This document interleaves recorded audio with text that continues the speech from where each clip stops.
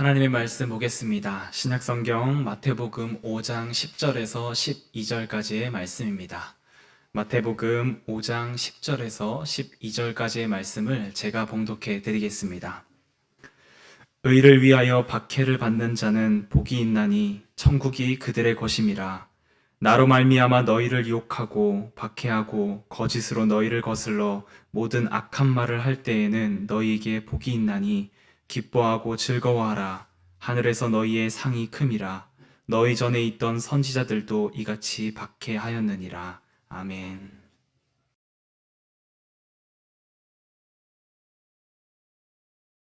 오늘은 산상보훈의 마지막 시간입니다. 지금까지 8복 중에서 우리가 함께 7가지의 복을 함께 살펴보았습니다. 복된 자는 어떠한 삶의 자세를 품고 있어야 하는가, 7가지의 자세를 우리가 함께 살펴보았는데요. 성경에서 7이라고 하는 숫자는 대부분 성경에서 말할 때는 완전수로 표시가 됩니다. 그래서 7교회, 7촛대, 7집사라고 할 때는 어떠한 일을 하거나 어떠한 그 상황들을 표현할 때 완전하다라는 그 의미를 담고 있습니다.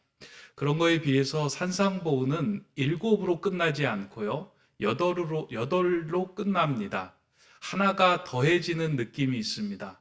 그래서 저는 본문을 읽고 팔복을 읽으면서 왜 하나가 더해졌을까 하고 들여다보았더니 이 하나는 8로 채워지는 것이 아니라 7이 완전하다면 새로운 시작, 첫 걸음으로서 하나겠다라는 생각을 했습니다. 이런 내용을 뒷받침해 주는 것이 이제 팔복을 읽어보면 그 팔복에 담겨 있는 내용과 구조가 이를 잘 보여주고 있는데요. 우리 첫 번째에 우리 복선언에 해당되는 복된 자는 심령이 가난한 자가 복이 있나니 천국이 그들의 것이미요 라고 이제 팔복이 시작이 됩니다. 그리고 8번째로 맞춰지는 복은 의를 위하여 박해를 받은 자는 복이 있나니 천국이 그들의 것이미요 라고 8번째가 마무리됩니다. 어떻게 보면 이제 처음 시작하고 마무리하는 그 단계가 괄호처럼 이루어졌다라고 생각을 하는데요. 저는 괄호가 아니라 첫 번째가 예수님의 제자로 들어가는 시작점이라고 한다면 이제 8번째는 예수님의 제자로서의 삶을 갖춘 자가 세상으로 나아가는 시작점이라고 저는 보았습니다. 아마 그렇게 이해하는 것이 이 팔복을 이해하는 데 더 큰 도움이라고 생각이 됩니다. 제자가 되어 이제 세상에서 화평을 이루는 삶을 살겠다고 첫 걸음을 떼는 자, 그 사람은 천국을 소유하게 될 것이다 라고 예수님은 이 8번째 말씀을 우리에게 해주고 계십니다. 따라서 이 8번째 복을 이해할 때는 7가지의 복을 통하여 진정한 샬롬을 경험한 자가 이제 샬롬의 사람으로서 세상에 나아가 살아가려고 할 때는 어떠한 일들이 그에게 벌어지는지를 우리에게 알려줍니다. 예수님 주변에 몰려든 많은 무리들은 예수님의 말씀을 듣고 그 말씀을 통하여 이 땅에서 잘되고 그리고 자신의 삶이 풍족하게 살아가는 그 비결을 듣고자 그 자리에 모여든 사람이었습니다. 이 말씀을 듣고 그 삶을 듣고 현장에 나아가면 빈곤하고 어렵고 지쳤던 우리의 삶이 회복되어서 평안하고 인정받고 칭송받는 삶이 되겠다라는 생각을 하고 그 자리에서 말씀을 들었는데 마지막으로 끝나는 그 말씀이 의를 위하여 박해를 받아야 할 것이다 라고 말씀을 예수님은 역설적으로 그들에게 해주신 것입니다. 이제 세상으로 나아가 살아가는 너희들은 세상에서 칭송을 받는 삶이 아니라 박해받는 삶을 살 것이다. 그러나 그 박해를 받는 것에 대하여 염려하지 말아야 할 것은 그 박해를 받는 삶이야말로 진정한 제자의 삶이 시작된다라고 너희들은 생각하고 기뻐하면 될 것이다. 다시 말해서 이 8번째 복은 내가 예수님의 제자로 7가지의 성품과 복된 자세를 내가 잘 갖추어졌는지를 우리가 확인해주는 시금석과 같은 말씀입니다. 그러니까 세상에서 살아갈 때 7가지의 복과 자세를 추구하는 삶을 살아갈 때는 반드시 의를 위하여 박해가 오는 삶을 살아간다라는 것입니다. 만약에 여러분의 삶에서 지금 예수 그리스도로 인하여 박해를 받고 있는 삶을 산다면 여러분은 예수님의 제자로 잘 살아가고 있는 것입니다. 물론 그 박해로 인하여 힘들겠지만 그것은 슬퍼할 일이 아니라 기뻐해야 하는 일이다. 그리고 그렇게 살아가는 자는 하늘에서 상이 클 것이다 라고 예수님이 말씀해 주십니다. 그렇다면 여러분들에게 제가 질문을 하나 하겠습니다. 여러분은 지금 박해를 받고 계십니까? 신앙생활 하면서 내가 박해를 받고 신앙생활 하고 있구나 라고 느끼며 지금 살아가고 계십니까? 아니면 박해는 나하고는 먼 이야기고 예수님 당시에 감옥에 갇힌 것이 박해이지 지금 신앙생활 하면서 무슨 박해를 받으며 신앙생활 하냐라고 생각되시는 분도 있을 겁니다. 또한 몇몇 분들은 지금 내가 걷고 있는 이 고난의 길이 박해이기 때문에 나는 십자가를 지고 예수님의 길을 걷고 있다라고 생각하시는 분도 계실 것입니다. 그리고 그 박해를 받고 있다고 생각하시는 분 가운데 개 중에는 예수님이 말씀하시는 박해가 아닌 것을 박해로 오해하며 그 자리에 머물러 계시는 분도 있을 것입니다. 저는 이거를 좀 구분하고 분별하는 것이 참 중요하다라고 생각을 합니다. 예수님 말씀하신 박해와 내 인생에서 그냥 피해야 할 고난 속에 머무는 것을 동일하게 여기는 것은 온전치 않은 일입니다. 제가 어렸을 때 저희 집 아래에 그 아랫 동네에 같은 교회 다니고 계시는 한 집사님, 여집사님이 살고 계셨습니다. 이 여집사님은 늦은 나이에 이제 복음을 전해 듣고 신앙생활을 하면서 한 교회에서 같이 신앙생활을 하게 되었는데요. 근데 남편분은 교회에 다니지 않으시는 분이었습니다. 근데 이 남편분이 술만 드시면 그렇게 아내에게 폭행하고 폭언을 하고 박해를 하는 일을 서슴지 않았습니다. 어느 날 교회 갔다 오면 교회 갔다 온 아내를 폭행하고 폭언하고 또 성경책을 다 찢어버리고 또 집 밖으로 내쫓는 일들을 이제 그 상황 속에서 많이 벌어져 있는 것을 제가 보았습니다. 그러한 상황 속에서 이 여집사님은 남편의 폭언과 폭행을 받아냈습니다. 주변에서도 그것이 믿는 자에게 주어진 십자가다라고 말하고 그것을 견뎌내고 그 박해를 받는 것이 그리스도의 삶이다라고 말하면서 그것을 들어가면서 그 수모를 집사님께서 견뎌내셨습니다. 저는 어릴 때 그러한 모습을 보면서 신앙생활하면서 박해를 받는 것이 이런 것이구나 막연하게 저는 생각을 했습니다. 그렇게 박해를 받더라도 교회 열심히 나가고 수모를 받더라도 그것을 참아내는 것이 십자가를 지고 신앙생활을 잘 하는 것이구나라는 생각이 들었습니다. 그런데 시간이 지나면서 이 여집사님의 마음이 황폐해지고 얼굴이 어두워지는 것을 보면서 이러한 것은 예수님이 말씀하시는 박해가 아니겠다라는 생각을 조금씩 했습니다. 나중에 신학교에 와서 성경을 연구하면서 그리고 예수님의 말씀을 들여다보면서 더욱더욱 확고하게 든 생각은 누군가를 통하여 내 영혼이 황폐화되는 것을 참아내는 삶이 예수님의 우리에게 말씀하신 박해가 아니다 하는 생각을 견고하게 가졌습니다. 그 박해에 머물러 있는 그 고난의 자리에 머물러 있는 것이 박해가 아닙니다.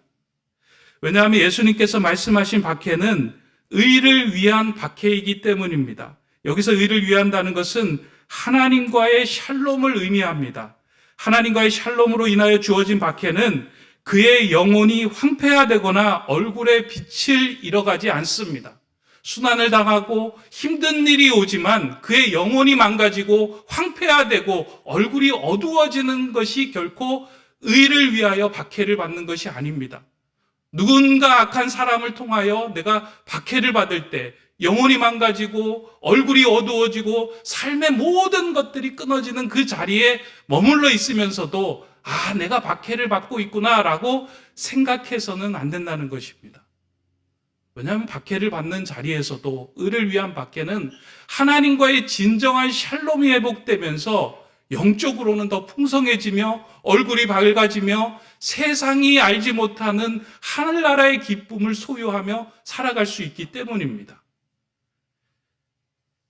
사도행전에 보면 스데반이 복음을 전하다가 박해를 받으며 공회에 잡혀 있을 때 사람들이 스데반의 얼굴을 보면서 그 모습을 이렇게 평가했던 내용이 성경에 기록이 되어 있습니다. 사도행전 6장 15절의 말씀인데요. 공회 중에 앉은 사람들이 다 스데반을 주목하여 보니 그 얼굴이 천사의 얼굴과 같더라. 박해를 받고 있는 자리에서 그 스데반의 얼굴을 보니 그 얼굴이 천사의 얼굴같이 밝고 평안하고 하나님 관계가 온전히 이루어지는 것을 모든 사람들이 주목하는 거예요. 의를 위한 박해는 우리에게 다가오는 고난의 상황이지만 우리의 몸과 마음을 힘들게 하지만 우리의 영혼을 황폐화시키고 우리로 하여금 마음속에 있는 샬롬이 사라지는 것이 의를 위한 박해가 아닙니다. 따라서 그런 폭행과 폭력에 머물러 있으며 영혼이 시들어감에도 불구하고 그것을 내가 지어야 할 십자가로 인정하는 것은 의를 위한 박해도 아니며 주님이 원하시는 복된 자의 삶이 아닙니다. 이것이 이제 하나의 그 박해에 대한 좀 오해라면요. 또 한 가지 측면에서는 또 이 박해를 또 잘못 생각하고 우리가 이해하는 모습이 있습니다. 이것과는 조금 결이 다른데 자신의 신념과 행동으로 인해서 화평을 깨뜨리는 일을 하고 자신이 받는 그 고난 그거를 의를 위하여 박해를 받는다라고 생각하는 그런 삶을 살아가는 분들이 있습니다. 지난해 이맘때쯤 여기서 멀지 않은 곳에 있는 그 수진사라고 하는 절이 있습니다. 제가 가보지는 않았지만 신문 기사에 났는데요. 저기 천마산 쪽으로 가다 보면 꽤 큰 이제 절이 있는 것 같습니다. 그 절에 어느 날 절에 사찰이 불이 타고 누군가가 불을 질러서 불상이 훼손되는 일이 생겨났습니다. 그래서 이제 그 경찰이 출동해서 그 방화범을 잡고 나니까 40대에 자신이 이제 그리스도인이라고 밝히는 사람이 잡힌 거예요. 그래서 왜 이렇게 절에다가 불을 질렀냐라고 물었더니 자기가 이제 스님들에게 복음을 전하러 왔는데 스님이 자신을 받아들이지 않고 내모는 것을 보고 화가 나가지고 이런 우상을 섬기는 곳은 다 태워버려야 한다라고 생각하면서 홧김에 이제 불을 지르는 거예요. 그리고 난 다음에 그 불을 지르고 난 다음에 그 사람은 이제 실형을 받고 교도소에서 이제 복역을 해야 되는 그런 상황인데 이분이 형 집행을 선고받고 복역하면서 자신은 오직 복음 전도를 위한 일이었고 바른 일로 인하여 박해를 받고 있다라고 하는 그 모습으로 이제 이야기를 하는 것을 보면서 참 이렇게 안타까워했던 적이 있습니다. 여러분은 어떻게 생각하십니까? 절에 가면 불을 지르고 불상을 다 태워야지만 하나님의 영광이 올라가고 하나님의 이름이 높아지는 것입니까? 오히려 이것은 무례한 일이며 복음을 전하는 문을 닫는 일입니다. 하나님을 기독교의 하나님을 온전한 하나님으로 만들어가는 일이고요. 우리가 그들에게 다가서는 모든 길들을 폐쇄하는 일들입니다. 그렇게 자신의 신념과 자신의 생각으로 평화를 깨뜨리는 일을 하면서 그것으로 인해 내가 박해를 받는다. 내가 그리스도의 제자로 살아간다라고 생각하는 것은 예수님이 말씀하신 그 의를 위한 박해가 아니다라는 것입니다. 예수님께서 말씀하신 의를 위한 박해는 내 자신의 신념이나 사상을 주장하다가 받는 박해가 아닙니다. 또한 악한 행동 아래 거하면서 그것을 내가 지어야 할 십자가라고 말하며 고난을 받고 있는 그 박해를 말하는 것도 아닙니다. 예수님께서 말씀하신 의를 위한 박해는 하나님과의 온전한 샬롬을 이루는 그 관계로서 하나님과 나와의 관계가 깨어지지 않도록 세상에서 살아가는 그 모습을 세상이 보면서 불편해하는 것, 그것이 박해입니다. 제가 그리스도인으로 살아가는데 내가 그렇게 온전하게 살아가지 못하는 모습을 보면서 세상이 불편해하는 거예요. 그래서 그 불편함을 드러내는 그 모든 일들이 박해의 마음이고 그 하나님과의 샬롬을 끊으려고 하는 모든 행위가 박해의 모습입니다.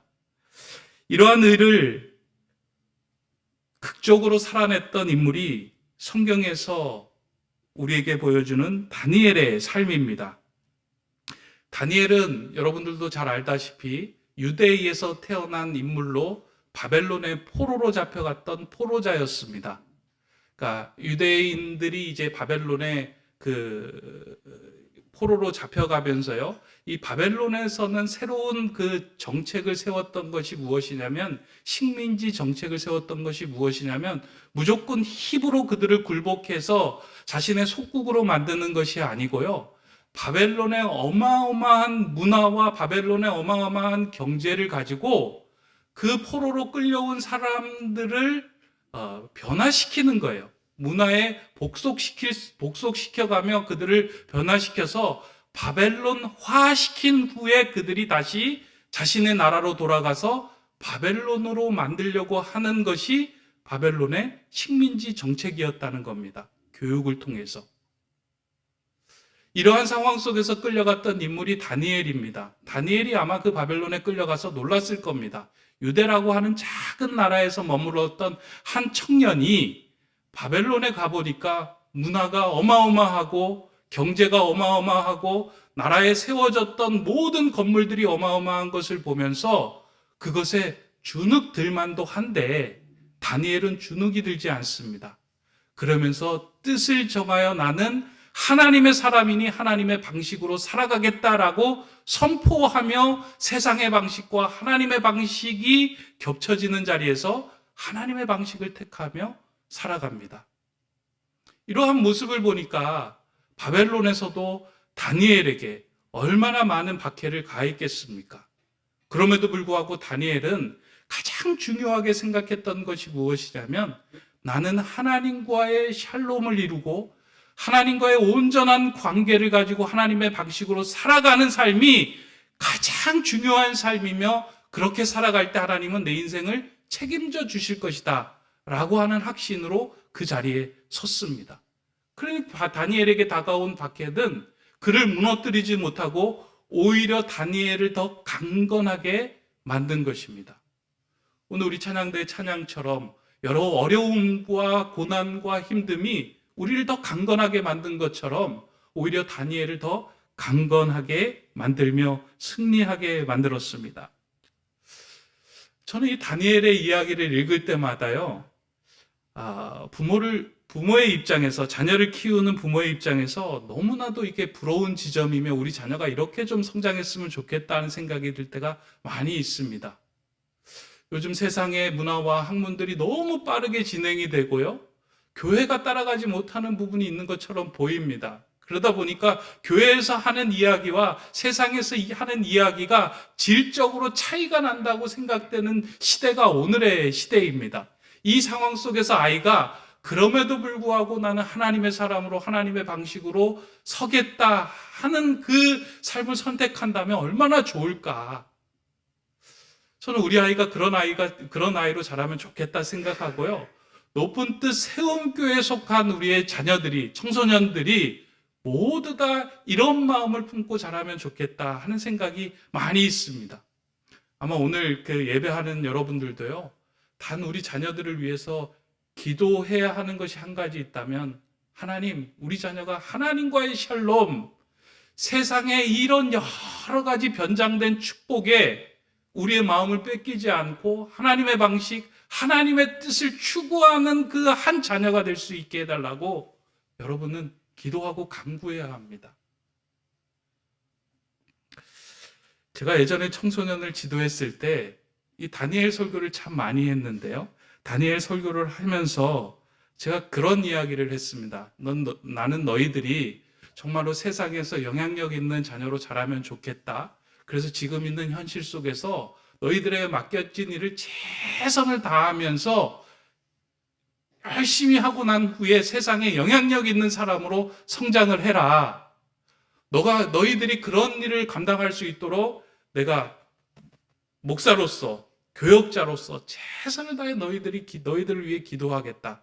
근데 딱 한 가지만 좀 약속해 주면 좋겠다. 그러면서 이제 조건을 건 게 뭐냐면, 너희들 TV는 사랑을 싣고 프로그램 알지? 그래서 너희들이 TV는 사랑을 싣고에 만약에 세상에서 영향력 있는 인물로 누군가가 찾아와서 어떻게 이렇게 잘 성장할 수 있었습니까? 라고 물을 때 너희들이 이렇게 대답하면 좋겠다. 어렸을 때, 교회 다닐 때 목사님께서 하나님 방식으로 하나님의 뜻으로 하나님의 말씀을 붙들고 살아갈 때 그 사람의 인생은 하나님께서 책임져 주신다 하는 말씀을 내가 마음에 새겼습니다. 저는 저에게 그렇게 이야기해 주신 목사님을 한번 뵙고 싶습니다 하고 그렇게 막 카메라를 들이대며 나중에 찾아오면 좋겠다. 제가 그런 얘기를 참 많이 했어요. 아이들에게. 그랬더니 그때는 목사님 제가 TV는 사랑을 싣고에 출연하겠습니다. 이제 막 이야기했는데 그로부터 이제 지금 한 16년이 흘렀는데 아직까지 찾아온 아이들은 하나도 없는데요. 제가 TV에 나가고 싶어서 그렇게 이야기했겠습니까? 제 마음속엔 그런 거예요.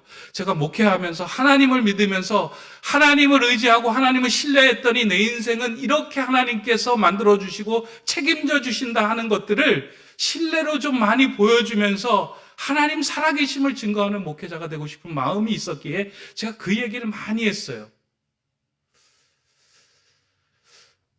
근데 지난주에 이제 제가 이 말씀을 준비하면서요, 제가 그 어렸을 때 가졌던 목회자로서의 꿈과 기도를 이제 포기하지 말고 계속 기도해 나가면 좋겠다 하는 그런 하나님의 사인과 같은 한 사건을 제가 지난주 이제 금요일 날 좀 경험을 했습니다. 15년 전에 제가 한 아이를 위해서 그때도 이제 같은 마음으로 기도를 해줬는데 이 아이가 이제 잘 성장을 해서 잘했어요. 그래서 한국에서 좋은 회사를 다니다가 외국으로 이제 회사를 옮겼는데 이 아이가 이제 어머니에게 그렇게 이야기한 거예요. 어머니, 내가 장승철 목사님의 기도로 이렇게 성장을 할 수 있었는데 그 목사님을 위해서 뭔가를 좀 했으면 좋겠습니다. 그리고 이제 목회가 새롭게 시작되고 교회가 개척되니까 좀 좋은 곳에 쓸 수 있도록 제가 모아둔 돈을 좀 어머니가 좀 이렇게 전달해 주면 좋겠습니다 해서 그 어머니가 이제 금일봉을 이렇게 들고 오신 거예요. 금일봉을 들고 오면서 아들의 그 마음을 얘기한 거예요. 목사님 그 어렸을 때 그렇게 기도해 주시고 그 마음에 하나님 중심으로 세워주셔서 정말 감사합니다. 이 아이가 다른 곳에 지금 다니고 있는 교회에도 헌금을 하는 것이 좋겠지만 먼저 목사님 생각나서 목사님 부분을 떼어놓고 이렇게 전달하려고 자기가 본인이 온 겁니다. 그렇게 이야기하는데 마음이 너무 좋은 거예요. 아마 여러분들은 얼마를 줬을까? 금액이 그게 얼마일까? 여기에 이제 많이 궁금하시죠? 예, 나중에 온라인으로 드러나지 않을 때 제가 여러분들에게 말씀을 드릴 터인데 그거는 적지 않은 돈을 보내주었어요. 그러면서 제 마음속에 뿌듯한 건 이 아이가 마음의 중심에 하나님께서 내 인생을 주관하시는 분이고 또 하나님과의 온전한 관계 속에 서 있을 때 내 인생을 책임져 주신다라는 신뢰가 확고히 있구나. 그게 너무 좋더라고요. 그래서 이게 우리 교회 교인들을 위하여 자녀들을 위하여 더 열심히 기도해야겠구나. 그런 하나님께서 그런 사인으로 내게 또 말씀하고 계시는구나. 개척교회 왔더니 아이들도 적고 또 우리 교회가 작다 보니 또 그런 마음이 사그라들까 봐 하나님께서 그 마음을 다시금 불어주시기 위해 그런 또 사건을 넣어주셨구나. 이건 저만 해야 할 일은 아닌 것 같아요. 세상이 우리의 자녀들을 넘어뜨리고자 하나님과의 샬롬과의 관계를 깨뜨리고자 여러 모양의 모습으로 이제는 박해를 하고 있어요. 다시 다니엘의 이야기로 돌아가 보면 다니엘이 포로로 잡혀갔던 바벨론이 망하고 페르시아, 성경에서는 바사라고 하는 그 지역이 이제 그 고대 근동 지역을 다 점령하게 됩니다. 근데 그 페르시아 역시 다니엘의 지혜를 보고 다니엘을 등용하지만 하나님과의 샬롬을 우선으로 생각하는 이 다니엘을 가만히 내버려 두지 않습니다. 또 다니엘을 무너뜨리려고 하나님과의 관계를 무너뜨리고 또 하나님으로부터 멀어지게 하고자 하는 박해를 가하기 시작합니다. 그런데 이때 다니엘이 받은 박해는 이전의 박해하고는 조금 다릅니다. 다니엘이 평소에 기도하던 그 기도의 시간을 보고서 주변에 있던 사람들이 교묘하게 계략을 짜서 이제 계책을 내놓은 것이 무엇이냐면 30일간 페르시아 왕 외에 다른 신에게 절하는 자는 사자굴에 넣겠다 하는 그 금령을 선포하게 됩니다. 30일간이라는 조건이 붙어 있어요. 30일간만, 한 달 동안만 하나님과의 관계를 그냥 자기도 남들에게 드러나지 않도록 그냥 기도를 하면 되는데, 다니엘은 이전에 하던 대로 문을 열고 하나님을 향하여 기도합니다. 사실 이전에 있었던 박해하고는 조금 다른 모습으로 30일만 참으면 요거는 되겠다 하는 달콤한 유혹이 섞여서 들어와서 박해를 합니다. 다니엘은 그럼에도 불구하고 하나님과의 샬롬을 최우선에 두고 하나님 쪽으로 몸을 기울입니다. 결국 하나님은 그러한 다니엘의 생명을 보호해 주시고 그를 사자굴에서 건져 주십니다. 제가 이 말씀을 드리는 이유는요, 우리가 앞서서 제가 말씀드렸죠. 여러분들은 박해를 받고 계시나요? 아마 많은 분들은 나는 박해를 받지 않는다라고 생각을 하고 계실 수 있습니다. 그런데 예수님 당시에 그리고 구약 시대에 일어났던 그 박해들, 이 모습들은 계속 변해서 우리를 하나님과의 샬롬으로 깨뜨리는 모습으로 계속 우리를 공격해 오고 우리를 위험에 빠뜨리고 있다는 거예요. 때로는 우리가 그렇게 하나님께 갈구하는 성공으로, 하나님께 그렇게 애타게 부르짖는 물질의 축복으로, 그렇게 도달하고 싶어 하는 명예의 복으로, 그렇게 만나고 싶은 많은 사람들과의 세상적인 관계로 우리를 하나님으로부터 떨어지게 하는 그 박해를 계속 병장된 모습으로 우리에게 던져주고 다가와서 우리를 끊어내고 있다는 거예요. 근데 우리는 그거를 몰라요. 너무 달콤하고 너무 좋고 너무 귀하고 너무 축복처럼 보이는 일들로 다가오기 때문에 그것을 박해라고 생각하지 않아요. 나에게 박해는 감옥이고 고난이고 어려움이다라고만 생각을 합니다. 근데 이에 대하여 이 시대의 기독교 변증가로 알려진 C.S. 루이스는 그의 책을 통해서 좀 이를 설명해 주고 있는데요. 그가 쓴 스크루테이프의 편지라는 책에서 삼촌 악마가 조카 악마 웜우드에게 인간을 파멸시키는 방법에 대해서 여러 가지 이제 조언을 해줍니다. 그 책에 보면은요, 삼촌 악마가 조카에게 하나님과의 샬롬의 관계를 맺고 있는 사람들을 파멸에 빠뜨리는 방법을 이렇게 설명을 하는데요. 한 사람을 파멸에 빠지기 위해서는 직접적인 어려움과 고난을 주는 것이 아닌 그 사람에게 뚜렷한 목표를 주어 앞만 보고 달리게 하면 된다라고 말합니다. 그리고 그 목표가 달성이 되었을 때 그에 걸맞는 보상을 주어 멈추지 않고 계속해서 달려나가게 만들면 된다. 그러면 결국 시간이 지나면 주변도 챙기지 못하고 자신의 몸도 챙기지 못하여 모든 것이 무너지고 병에 걸리게 된다. 그리고 그 사람은 그렇게 자신이 잃은 것을 찾기 위하여 남은 생애를 써버리며 진정한 평화를 한 번도 누리지 못한 채 인생의 결국을 맞이하게 된다. 라고 이야기를 합니다. 그러면서 삼촌이 조카에게 이런 편지 내용을 기록합니다. 여러분 화면 한번 보시면 좋겠습니다. 웜우드야 기뻐하렴. 인간 중에는 이런 진실을 알지 못하고 죽는 인간이 많단다. 너는 지혜를 써서 사람에게 고통을 주거나 박해를 하지 말라. 그렇게 해서는 속일 수 없다. 인간에게 삶의 브레이크를 걸지 말고 오히려 잘되게 해주어라. 그러면 인간은 자신이 이룬 성과가 자기 노력 때문인 줄 안다. 또한 자기의 말을 듣고 다른 사람이 변화하면 그것이 자기 때문이라고 생각한다. 착각도 이분수지. 인간을 이렇게 속여야 한단다. 인간의 어떤 내면과 지금 이 세상에서 벌어지고 있는 일들을 정확하게 통찰한 이야기라고 생각이 됩니다.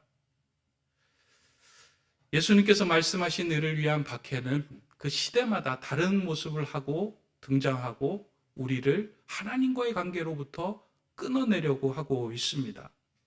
과거의 복음을 전하는 사람들을 옥에 가두었던 그 박해가 아닌 하나님과의 진정한 샬롬을 누리지 못하도록 그것을 끊어내는 여러 가지의 모습으로 우리에게 다가와 우리를 박해하고 있습니다.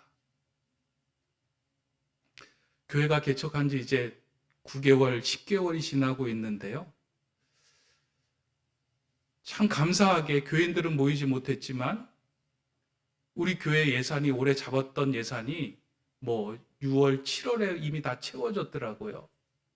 한동안 참 하나님이 주신 축복이라고 생각을 하면서 마음속으로 하나님 감사합니다 라고 기도를 했는데요. 예산이 채워지다 보니까 하나님을 의지하고 하나님께 갈구했던 마음들이 조금씩 사라지는 거예요. 제가. 그러잖아요. 아마 우리의 모습 속에서도 하나님께 감사라고 생각했던 것이 어느덧 하나님과의 샬롬을 조금씩 끊어내며 우리를 하나님으로부터 멀리하게 만드는 일들이 우리에게 다가올 때가 있을 겁니다.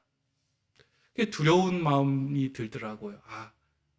내가 지금 기독교인으로, 크리스찬으로 누가 나를 박해하고 옥에 가둔다고 하면 나는 그 안으로 들어갈 수 있겠지만 몰래 변장해 온 그 세상의 축복과 같은 박해에는 내가 속절없이 무너지겠구나. 아마 여러분들의 삶에도 그러한 상황들이 있을 겁니다. 어느 날 내가 그렇게 간구하고 추구했던 성공이 내 안으로 다가왔을 때 하나님 너무 감사합니다라고 기도하였는데 시간이 흐르면서 그 감사의 기도가 나를 하나님으로부터 멀리 떨어지게 하는 변장된 축복이 될 때가 있을 겁니다. 우리가 영적으로 깨어있지 않으면 이것이 나를 하나님으로부터 떨어지게 하는 박해인지 아니면 하나님께서 주시는 축복인지를 분별할 수 없게 됩니다. 그러나 하나님과의 깊은 샬롬의 끈을 붙들고 있을 때는 이게 하나님이 나를 하나님으로부터 멀리 떨어지지 않게 하는 축복이며 이건 세상이 나로부터 하나님을 멀리 떨어지게 하는 위장된 박해구나를 분별할 수 있게 됩니다. 그러한 마음을 갖고 살아가며 세상에 선 사람은 복된 사람입니다. 이 마음을 이야기하는 거예요. 여러분들이 이제 세상 속에서 나아가서 살아가다 보면은요, 여러 가지 주님 뜻대로 살아갈 때 세상과 다른 그 모습에 주변 사람들이 불편해할 때가 있습니다. 그 불편해할 때요, 내가 제자로 잘 살아가고 있구나라고 생각을 하면 됩니다. 그래도 나아가서 여러분 안에, 내면 안에 자꾸 하나님과의 샬롬을 깨뜨리는 박해에 대해서는 여러분들이 깨어 있어야 합니다. 그 박해에 대해 깨어 있고 그것에 대해서 하나님과의 샬롬이 깨어지지 않도록 그것을 끝까지 추구하며 붙든 자에게는 하나님께서 말씀합니다. 예수님께서 오늘 본문을 통해서 기뻐하고 즐거워하라. 하늘에서 너희의 상이 크니라.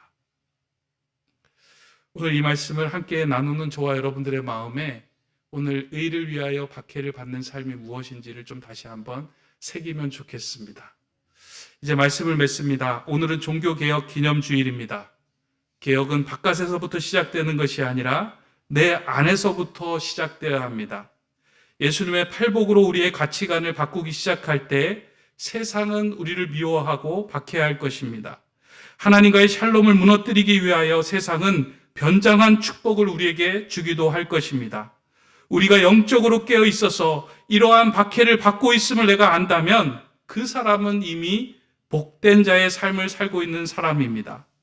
하나님과의 샬롬을 빼앗기지 않도록 의를 위하여 우리가 박해를 이겨나갈 때에 우리는 예수님께서 말씀하신 그 하나님의 나라를 소유하며 이 땅에서 진정한 샬롬을 누리며 살아갈 수 있게 될 것입니다. 우리 높은 듯 세움교회, 그리고 세움교회에 속한 모든 자녀들이 이와 같은 하나님이 허락해 주신 이 귀한 상을 받아 누리며 천국을 소유하는 저와 여러분 되시기를 주님의 이름으로 축원합니다. 기도하겠습니다. 샬롬의 주님, 팔복의 말씀을 통하여 제자의 삶을 보여주시고 하나님과의 샬롬을 누리는 삶으로 이끌어 주심에 감사를 드립니다. 하나님과의 샬롬을 내어주고 세상을 택하는 어리석은 자의 삶이 되지 않게 하시고 하나님과 세상을 이롭게 하는 제자의 길을 걷는 자 되게 하여 주시옵소서. 의를 위하여 박해를 받는 자, 그 삶이 복되도다 하신 그 말씀을 내 삶에서 이루어가며 진정으로 하나님 나라를 이 땅에 소유하며 그 나라를 확장시켜 나가는 높은 뜻 세움교회와 주님의 제자들이 다 되게 하여 주시옵소서. 예수 그리스도의 이름으로 기도드립니다. 아멘.